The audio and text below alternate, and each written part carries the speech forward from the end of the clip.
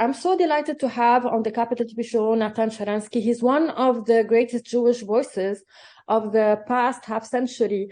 We're gonna debate in this interview the most urgent question of our moment, starting with Vladimir Putin invasion of Ukraine, the U.S. attempt to engage with Iran's tattering dictatorship as it pursues a nuclear bomb, and of course we're gonna discuss the Middle East, the peace process, the Abraham Accords. Natan Sharanski, you are most welcome.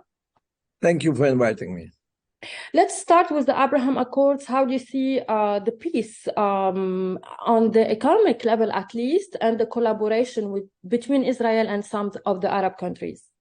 Well, I am very optimistic about these accords, and not only in terms of economy, but in terms of really building understanding and, with the time, cooperation between Israel and Arab nations.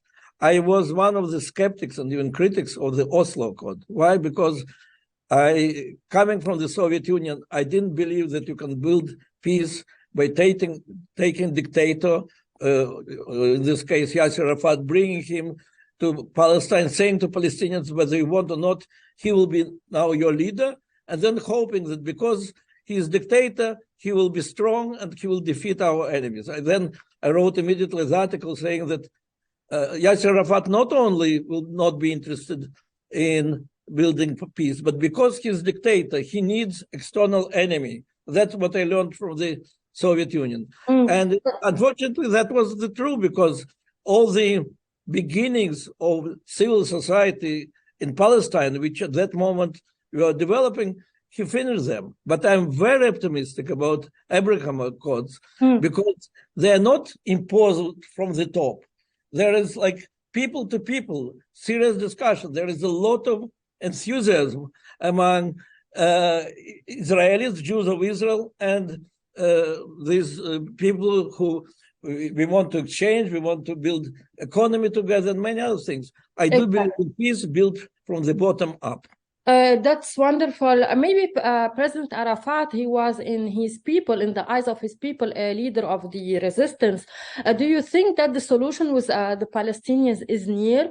Do you believe in a two-state solution, or you think the spread of the cycle of violence will erase? Yeah, well, first of all, I always believed in two-state solution. And the moment I came from the Soviet Union, I said that I want Palestinians to have all the rights which I have, but I don't want that they'll have any opportunity to destroy me. And that's where I saw the problem with Yasser Arafat. Yes, he was the leader of resistance, but he never, in fact, was ready to accept that Israel as a Jewish democratic state will exist. And he spent a lot of efforts when he came here to destroy any opposition in Palestinian society against him. And exactly like what is Putin doing in Russia, and I think it's awful what he is doing for his people. I do believe that everybody who is destroying civil society is bad.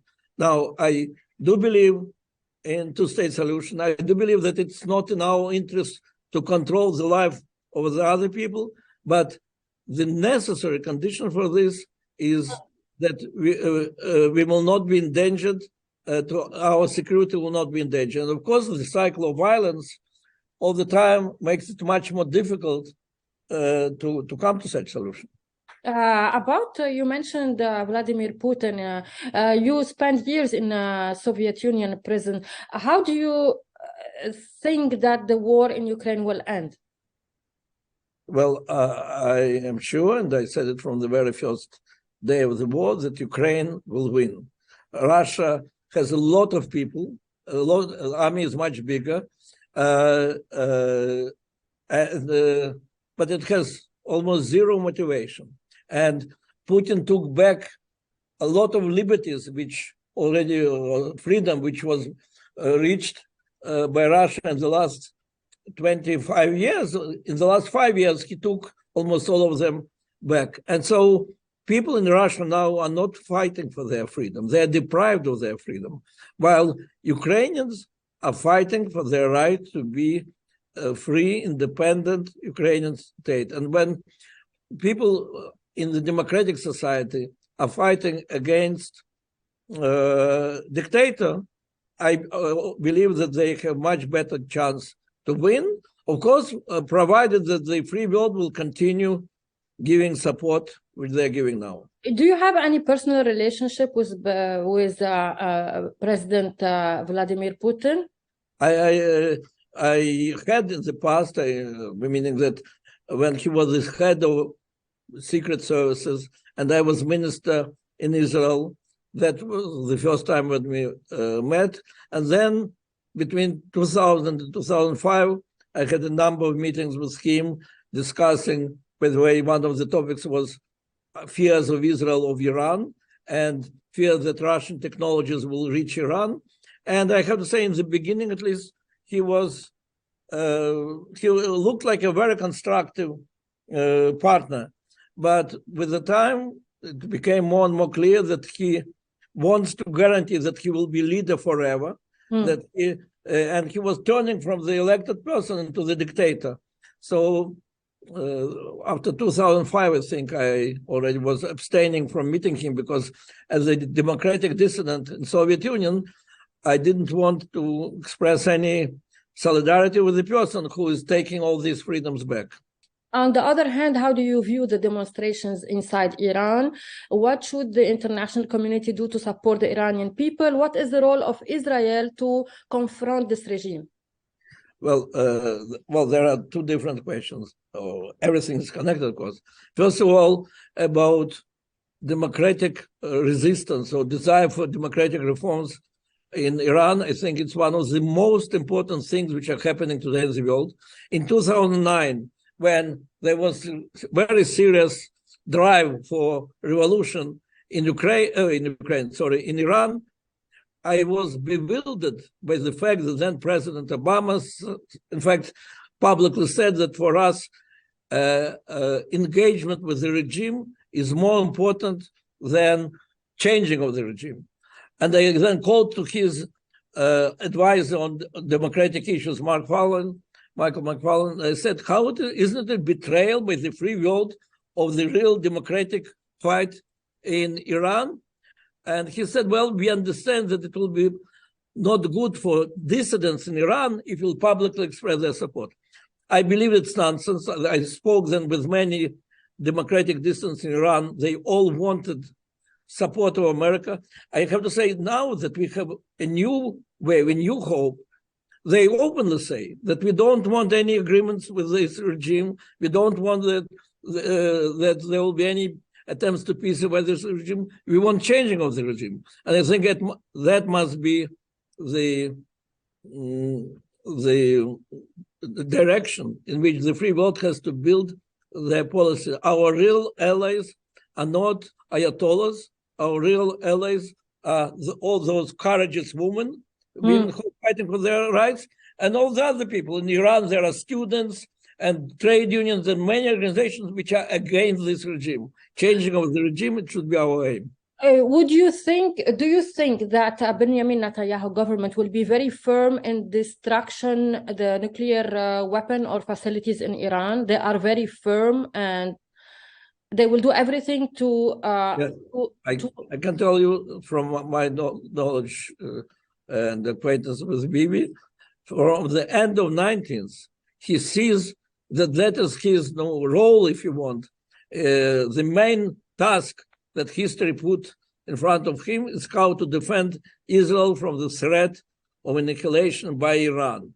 And I have no doubt that that's broad agreement, left and right, religious and non-religious, in Israel, that we should do everything possible to stop Iran from having nuclear weapons.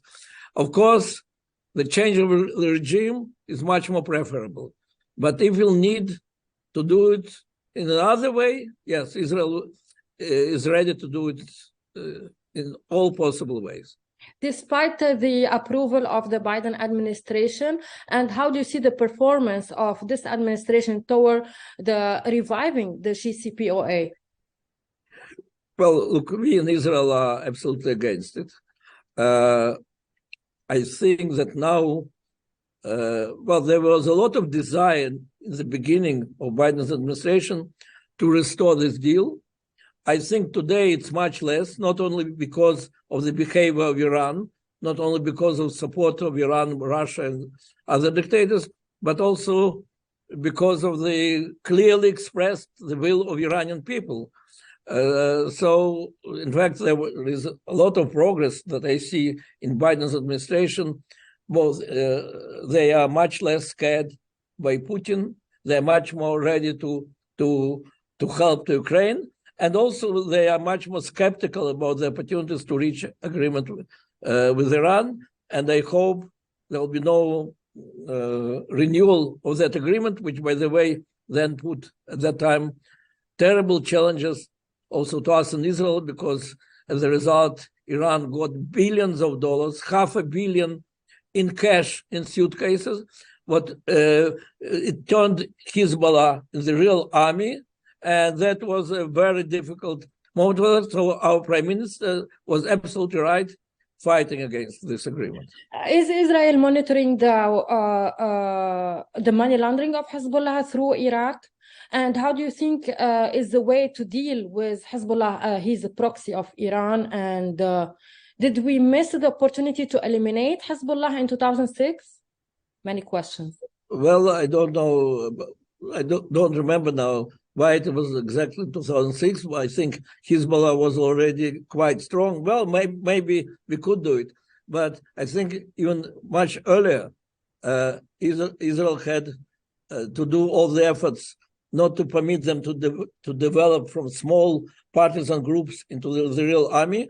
And I think Lebanon also didn't do enough not to become so dependent on this terrorist organization, which now I think is the biggest threat for Lebanon to go back to normal democratic life in Lebanon.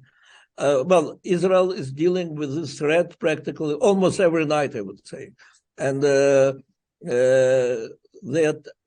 in fact, Iran tries to turn Hezbollah into biggest Iranian base on our borders. And we are determined not to let them to do it. Your point of view of the border maritime agreements between Israel and Lebanon, is this a first step for peace? I hope so. Look, I am not special. There is some debate whether but it's good that we gave some of our rights or not. I think everything what really gives hope for dialogue and peace is very good. And I don't mind if Lebanon got a little bit more land than some others wanted, as long as it is beginning not only for economical cooperation, what is important by itself, but a real positive dialogue between us and Lebanon. After all, Lebanon has more experience in being democratic society than any other of our neighbors, and it is very unfortunate that Lebanon is almost like the last country which will be ready to build normal relations. So, of course, we have the problem of Hezbollah, but I do hope that is the beginning. Do you think that the people of Lebanon are ready to accept Israel? Can they forget the invasion of 1982? And did they experience the bad moments during the Iranian occupation right now? Do you think Israel can return from an enemy to a friend for the Lebanese people? Well, I hope so. I never lived in Lebanon, but from what I know of Lebanon, I think they must be more interested in normal democratic relations than some other neighbors who did sign peace agreements with us. And as to 1982, of course, I can understand that for many Lebanese people, it looks like aggression. For Israelis, it looks like the fact that Yasser Arafat, with his troops, was on the border of Lebanon, that Lebanon government couldn't control him, and he was involved with terrorist activity against our north. It was like obligation of our government to protect our north. How it was developed later, that's another thing. I do hope that since then, many things happened. Since then, we signed even peace agreement even with Yasser Arafat. whatever it was worth. So the fact that we cannot sign agreement and cooperate fully with Lebanon, it's really unfortunate. I believe that the only real problem which prevents it is Hezbollah. Prince Bandar bin Sultan said the Palestinian cause is a right, but the lawyers or who defend this cause are bad. How do you, from your experience, you see the relationship, the future relationship with Saudi Arabia? Well, I have complicated attitude to Saudi Arabia. In fact, I spoke to almost to every president with whom I met, beginning from Reagan and Bush and all those who followed after them about Saudi Arabia and the fact that United States of America is ignoring the fact that Saudi Arabia is fighting against democracy, that Saudi Arabia is supporting fundamentalist organizations, that women don't have any rights. And the answer always was, Saudi Arabia is not about democracy, it's about oil. And that's why it's so important. I think it was rather cynical. I think in the last years, the leadership of the United States of America understood that this is not the question which can be dismissed. On the other hand, no doubt that Saudi Arabia can play a very important role in building peace in the Middle East. I do hope that Saudi Arabia will join Abraham Accords.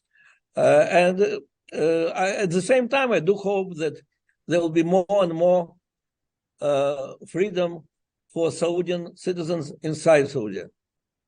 Well, we are witnessing more freedom through Vision 2030 and Prince Mohammed bin Salman ambitious for change. We talked about the normalization between UAE and Israel. How do you think about the role of UAE as a country and the ruler Mohammed bin Zayed in mediation, especially sometimes between China and USA, sometimes between Russia and Ukraine? How do you assess the role of the president of UAE? Well, I think, first of all, it's very positive somebody is trying to bring more peace on our planet. But I think the country or the leader can play a positive role in negotiations if they have something to propose or some way to influence.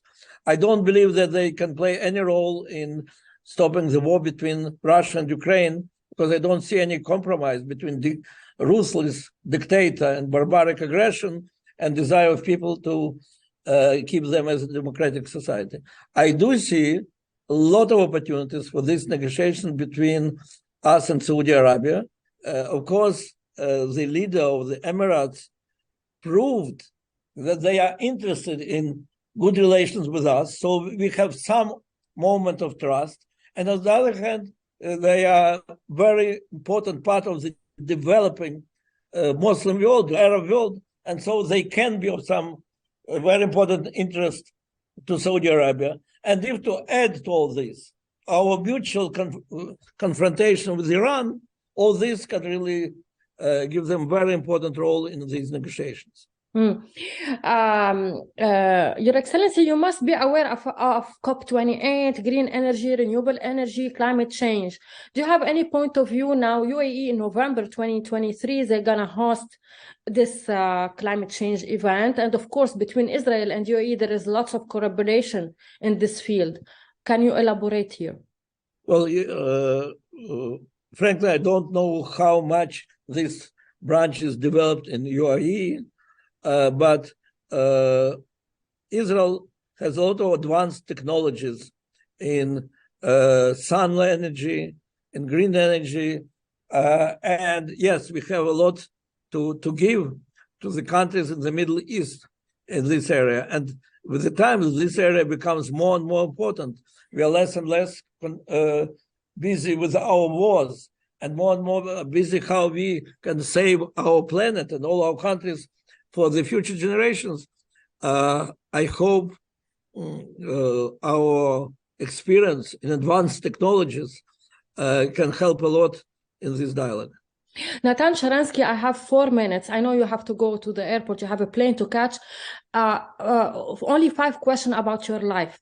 And you can answer each question in 1 minute. You participated in the founding of Helsinki Monitoring Group in Moscow, 1976. What was the purpose or the motivation? Yeah, well, I became the spokesman of our human rights movement. And Helsinki Monitoring Group was created in order to inform the world about violations of human rights in Soviet Union. And here we were cooperating, dealing with different groups of national groups whose rights were violated and religious groups. Among them, I was dealing a lot with Crimea Tatars, Muslim group, which was persecuted in Soviet Union, and with many other groups. And that was one of the reasons why I was put in prison and spent 9 years in Soviet prison. Former President George W. Bush was influenced by you and your writings, and the book, The Case for Democracy, represents a genetic map of his presidency. This is what he said. Your opinion? Well, look, President Bush really became the best book agent because of his support. It became a bestseller. And I only can hope that in the other things he could succeed as much. But there is one good thing which can be said about President Bush, well, maybe many, but one specific, that he really believed in supporting democratic dissidents, whether it is in Egypt, whether it is in Soviet Union, whether it is in China. And he met with more than 100 democratic dissidents fighting against these regimes like Iran. And I was present on many of these groups. And I'm only sorry that those who followed after this, whether it is President Obama or President Trump, they were really not interested in this. Finally, you had the position of minister and then deputy prime minister. Can we see you again in any Israeli government soon? No, well, I don't believe that, like in America, in such a respectable age, you can be a successful politician. When I was 70 years old and I was the chairman of Jewish Agency, it's like ministerial position on dealing with diaspora, I said it's enough. So now I'm 75. No, I don't think it's a good idea to become active politician in the age of 75. I do think that we have a lot of experience to share with the politicians, and I am doing it all the time. You are an inspiration. Thank you, Natan Sharanski, for sharing your experience with us on the Capital Show. Thank you. Thank you. Thank you. Hey, Maria Maloof here. Please click to like and subscribe to Maria Maloof TV YouTube page and catch our hottest interviews and most compelling analysis. You will not get it anywhere else.